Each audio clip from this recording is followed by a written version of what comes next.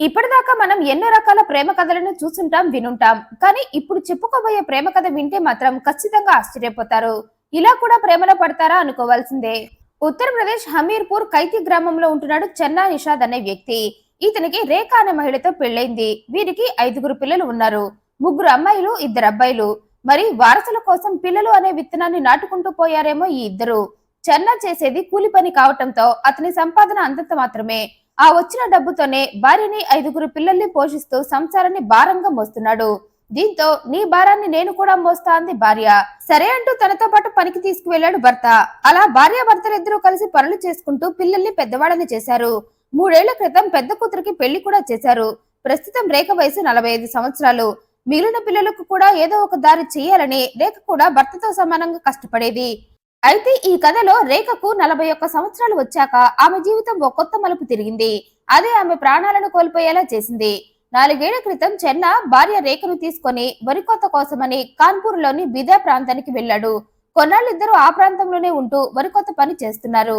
అయితే సరిగ్గా అప్పుడే అక్కడికి సుఖ్బీర్ యాదవ్ అనే వ్యక్తి కూడా వచ్చాడు. అతను కూడా పొలంలో వరి కోత పనికి వచ్చాడు. అలా ఓ పక్క రేఖ వరి కోస్తూ ఉండగా మరో పక్క సుఖ్వీర్ కూడా అదే పని చేస్తూ ఇద్దరు ఒకరినొకరు చూసుకున్నారు. అలా చూసుకోగానే చేస్తున్న పని ఆపేశారు.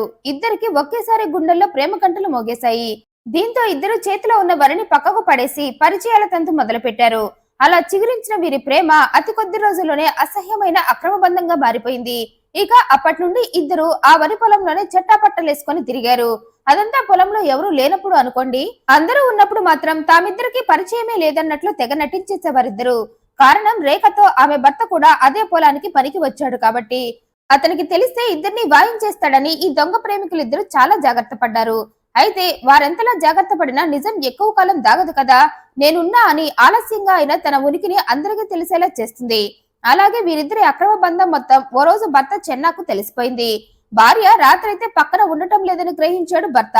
తను నిద్రపోగానే భార్య ఎక్కడికో పోతుందని గ్రహించి ఓ రోజు ఆమె వెనకాలే ఆమెకు తెలియకుండా రేఖను ఫాలో అయ్యాడు. అప్పుడే అతనికి తెలిసింది ఈ రేఖా సుఖవీర్ల సుఖయాత్ర గురించి. తెలియగానే ఇద్దరిని చితగ్గొట్టాడు. ఈ వయసులో నీకు ప్రేమ కావాల్సి వచ్చిందా అని భార్యను తిట్టాడు. పక్కనే ఉన్న ఆమె ప్రియుడితో నా భార్య వయసులో సగం వయసు కూడా నీకు లేదు, పైగా 5 బిడ్డల తల్లి నీకెలా నచ్చిందిరా అని సుఖవీర్ని 4 తన్నాడు. దీంతో నా ప్రియుడిని కొట్టొద్దని అడ్డం వెళ్ళింది రేఖ. అతని మీద చెయ్యి పడితే నీ మీద నేను చెయ్యి చేసుకోవాల్సి వస్తుంది అని చెప్పింది. భార్య పలుకులు విని ఆశ్చర్యపోయాడు భర్త. కొద్ది రోజుల క్రితం పరిచయమైన వాడి కోసం నన్నే తంతానంటావా అని నోరెత్తకుండా 4 తగిలించేశాడు రేఖకు. మళ్ళీ మీ ఇద్దరిని నేను ఈ జన్మలో కలవనివ్వనంటూ ఈ వరికోత వద్దు, ఏమీ వద్దు, ఇక్కడే ఉంటే నా సంసారం గతి తప్పేలా ఉంది అనుకుని భార్యని తీసుకుని ఆ ఊరు వదిలి తన ఊరికి వెళ్లిపోయాడు. అయితే ఇక్కడే చెన్న పొరపడ్డాడు. భార్యని ఆ ఊరి నుండి తీసుకొచ్చేస్తే ఇక వాళ్ళిద్దరూ కలవరు, ఇక మీదట ఏ సమస్య ఉండదు అనుకున్నాడు. కానీ అప్పటి నుండి సమస్య మరింత పెద్దగా అయింది. రేఖ ప్రియుడిని మర్చిపోలేకపోయింది. దీంతో భర్తకు తెలియకుండా అతనితో సీక్రెట్ గా మాట్లాడుతూ కుదిరినప్పుడల్లా సీక్రెట్ గా అతన్ని కలుసుకునేది. అలా 4 ఏళ్లు గడిచిపోయాయి. ఈ 4 ఏళ్లలో భార్య ప్రియుడితో ఇంకా రిలేషన్షిప్ కంటిన్యూ చేస్తుందని చెన్నాకు తెలిసి చాలా సార్లు ఆమెను మందలించాడు. ఎన్నోసార్లు తిట్టాడు, కొట్టాడు. కానీ కొట్టుకుంటే కొట్టుకో అని భర్తకు ఒళ్ళప్ప చెప్పి ప్రియుడికి మనసప్పచెప్పింది.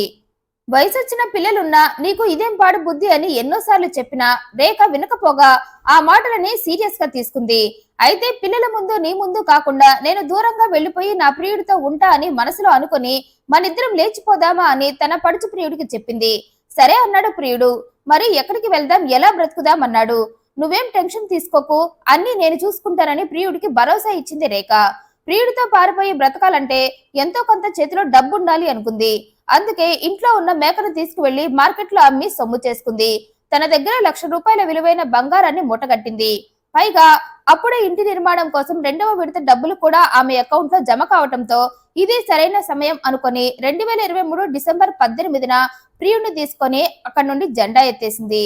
తెలివిగా రేఖ భర్తతో మార్కెట్ లో పని ఉంది, మేకను నిన్న అమ్మాను కదా, దాని తాలూకా డబ్బింకా మేకను కొనుక్కున్న పక్క షాప్ అతను ఇవ్వలేదు, వెళ్లి ఆ డబ్బు వసూలు చేసుకుని వస్తా అని భర్తను నమ్మించి మరి అతనికి అనుమానం రాకుండా ప్రియుడితో చెక్కేసింది. అయితే మార్కెట్ కని వెళ్లి వస్తారని చెప్పిన భార్య మళ్లీ ఇంటికి రాలేదు. దీంతో చెన్నాకి అనుమానం వచ్చి ఆమె కోసం వెతికాడు. కానీ ఎక్కడా భార్య ఆచూకీ దొరకలేదు. దీంతో పోలీస్ స్టేషన్ కు వెళ్లి కంప్లైంట్ ఇచ్చాడు. అయితే పోలీసులు చెన్నా మాటలు పట్టించుకోలేదు, కేసుని నమోదు చేసుకోలేదు.